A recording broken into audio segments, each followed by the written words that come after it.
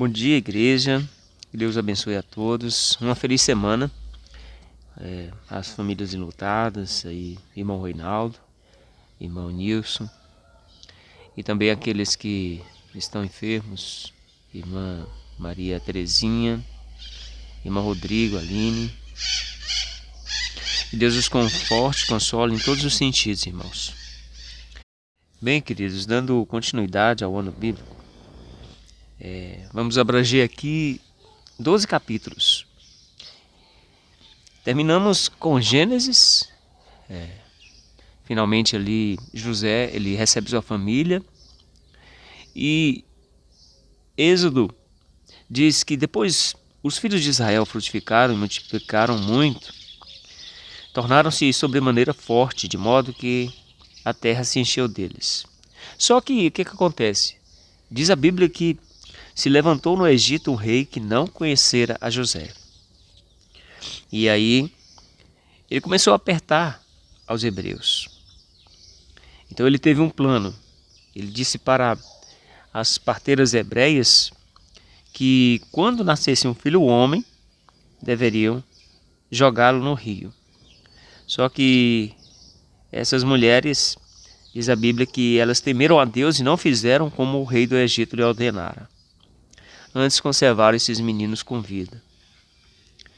Então, vendo que esse plano não fora bom para Faraó, eles resolveram então, Faraó resolveu então mandar matar todos os meninos que fossem varões. Mas a Bíblia aqui no capítulo 2 diz que uma mulher chamada Joquebede, com seu esposo Arão, resolveram guardar um filho muito formoso por 3 meses. Só que passados esses 3 meses não puderam mais esconder o menino. Então Joquebede teve uma ideia. É possível que ela se lembrou aqui da arca de Noé e fez uma pequena arcazinha para aquele menino. Ela fez essa arca de juncos, pôs betume e piche, colocou aquele menino e colocou à margem de um rio. E aquele menino ali foi, digamos, navegando naquelas águas do rio. E a irmãzinha dele, Miriam, estava observando, enquanto a filha de Faraó foi se banhar no rio e viu a criança. E qual a surpresa, a providência divina. Aquela criança foi devolvida à própria mãe, porque a irmãzinha dela chegou e perguntou para aquela rainha, aquela princesa, se ela poderia encontrar uma ama que pudesse cuidar do menino. E assim aconteceu. O menino foi cuidado pela própria mãe e a mãe ainda recebeu pagamento por isso. Finalmente Moisés cresceu ali uma idade até mais ou menos 12 anos de idade. E ele teve que ser devolvido para a princesa. Então Moisés cresceu ali nas ciências, no conhecimento dos egípcios. E ele era muito amado, muito querido. A mãe, Joquebede, fez de tudo durante aqueles 12 anos para ensinar aquele menino os caminhos do Senhor, o Deus de Israel. Deu a ele o conhecimento de todas as providências necessárias para se manter firme na ciência e no conhecimento da palavra de Deus. Moisés foi então criado no ritmo egípcio, mas ele não abandonou a fé dos hebreus. A Bíblia mostra aqui que um dia Moisés estava andando ali e viu um egípcio batendo, maltratando um hebreu, e ele se interpôs ali naquela discussão. Acabou que Moisés matou aquele egípcio, escondeu o egípcio, mas essa história não ficou bem contada, não. Moisés então teve que fugir, porque a cabeça dele estava em jogo. Fugiu então para o deserto de Midian. E aí, lá, ele entrou em contato com um dos seus parentes e seu sogro, Jetro, se tornou sogro de Jetro, né? Lhe deu como esposa sua filha, Zípora. E assim Moisés, que tinha 40 anos de idade, ficou a apacentar os rebanhos durante mais 40 anos ali no deserto de Midian, diferente ali da corte egípcia.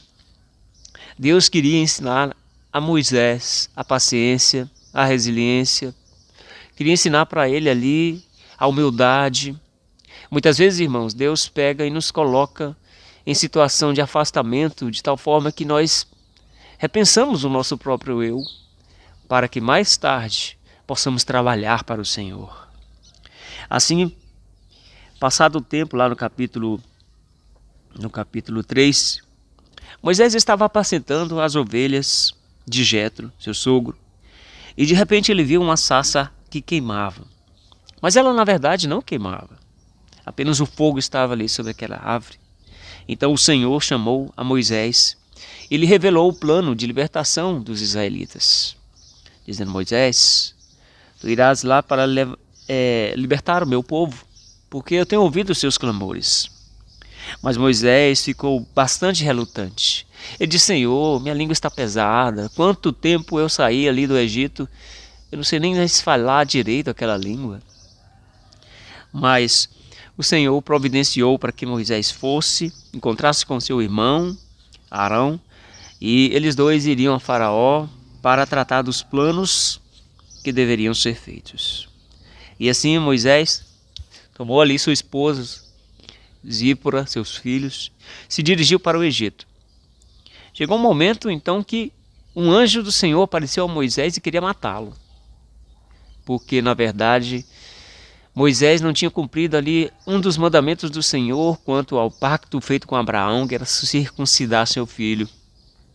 E assim a própria Zípora o fez, porque o costume deles não era fazer isso, mas ela fez.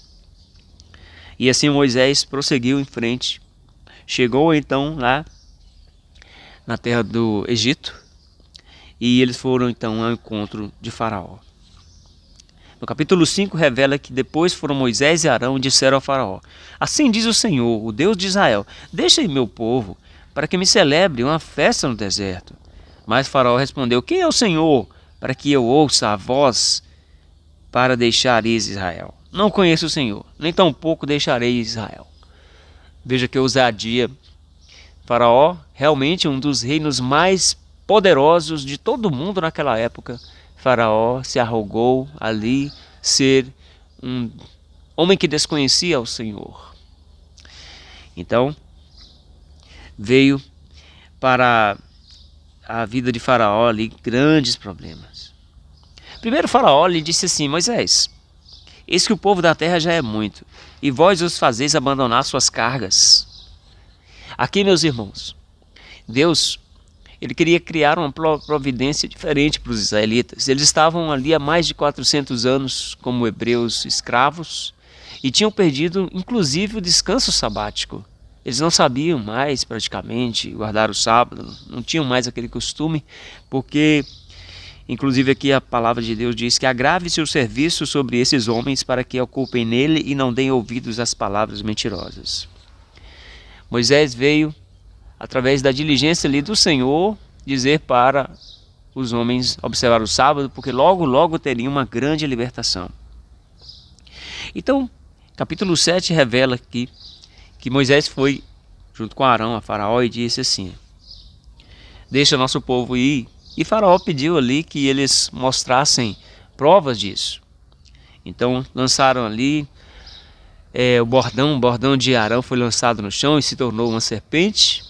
Então Faraó chamou os seus magos e astrólogos ali, e eles fizeram também com encantamentos a mesma coisa, só que aquilo ali era ilusão, era mágica vinda de Satanás, enquanto o que Moisés e Arão fizeram eram verdadeiras. A serpente de Arão, ela engoliu a serpente dos feiticeiros de Faraó. Mas a Bíblia diz, no capítulo 7, de 13 a 14, que Faraó lhe se endureceu o coração e não ouviu o que Moisés e Arão tinham dito. E obstinou-se o coração de Faraó e ele recusou o povo ir. Então começou aqui as pragas do Egito. A água se tornou em sangue. Moisés ali estendeu o cajado sobre o rio e a água se tornou em sangue. Mas Faraó recusou. Depois veio mais uma praga de rãs. E diz a Bíblia, capítulo 8, que o rio produziu rãs em abundâncias, que estavam em toda a casa, no dormitório, na cama, entre os servos ali, nos fornos, nas amassadeiras. Era uma coisa terrível. As rãs, meus irmãos, eram um objeto de adoração dos egípcios. Imagine, eles terem que matar as rãs. Eles nem tinham coragem. E Deus, então, depois, a pedido de Faraó, tirou aquelas rãs, mas, na verdade, Deus não fez desaparecer as rãs. As rãs ficaram ali apodrecendo para mostrar que não era algo simplesmente da imaginação. Não era uma ilusão de ótica. E aí, continuou. Faraó endureceu depois o coração. E aí Deus mandou mais a praga das moscas. E depois veio a praga dos gafanhotos. E veio outras pragas, né? Saraivadas, piolhos e muitas outras pragas. E finalmente veio ali a praga dos gafanhotos. E veio a praga, a última, a praga da Páscoa. Essa foi de arrebentar, porque Faraó endurecia o coração, né? Cada vez mais que Deus mostrava aquelas pragas. Então Deus endureceu o coração de Faraó não de forma sobrenatural, não, é porque cada vez que Deus mostrava a verdade, Faraó endurecia o coração. Irmãos, isso pode acontecer com o nosso coração. Às vezes a gente vê ali as verdades do Senhor, mas o nosso coração endurece. Não vou fazer assim, porque o meu coração pensa diferente. E aí o nosso coração endurece cada vez mais que Deus mostra verdades. Isso é perigoso. Aconteceu com Faraó. E finalmente veio a última praga. Faraó, na praga dos gafanhotos, ele diz: Moisés e Arão, eu nunca mais quero ver a cara de vocês aqui nesse palácio. Mas Deus designou que Moisés fosse lá para poder avisar a Faraó dessa última praga. Eles foram e avisaram que eles teriam que pegar ali um cordeiro sem mácula, macho, né? E matar aquele cordeiro, pegar o sangue dele, passar nos umbrais, na verga das portas, para que o anjo destruidor não matasse cada primogênito da casa. E falou para Faraó, falou ali para todas as famílias. Irmãos, aquele então seria o momento da libertação. A Páscoa seria a passagem do anjo para poder pegar os primogênitos à morte. Então ali foi um momento de muita aflição do povo. Imagina, cada família hebreia, principalmente ali, segurando seu filhinho nos braços, pequenos primogênitos, ou os filhos mais crescidos, e dos animais, tudo iria ser destruído, meus irmãos, se pela fé não fizessem os homens como Deus prescreveu. Queridos, a Bíblia mostra aqui o que aconteceu. Quando chegou a meia-noite, todas as famílias que passaram sangue nos umbrais teve grande libertação, mas aquelas que não fizeram como o Faraó tiveram bastante choro. Foi terrível, irmãos, aquela perda. Então a Bíblia mostra que no Êxodo 12:31 diz: então o Faraó chamou Moisés e Arão à noite e disse: levantai-vos, saí do meio do meu povo, tanto vós como os filhos de Israel, e ide, servis ao Senhor, como tem dito. Meus amados, foi necessário uma grande dor na vida daquele homem, daquela nação, para entender a mão poderosa do Senhor. Misericordiosamente, Deus tinha dado ali 9 pragas, coisas duras para eles entenderem, mas eles não entenderam. Queridos, que fique todas essas experiências no nosso coração, que Deus não precisa enviar pragas para a nossa vida, dificuldades terríveis, né, para nós entendermos. Veja ali, tudo foi para o bem. Deus permitiu toda aquela situação para ensinar, pela providência dele mesmo, essas verdades. Hoje, nosso Deus nos abençoa. E pela bênção, Senhor, pela bênção, devemos entender que Ele é o nosso Deus e agradecer. para sermos libertos com o sangue de Cristo. Esse é o sangue do Cordeiro que tira o pecado do mundo. Queridos, que Deus os abençoe. E mais essa semana, em nome de Jesus. Amém.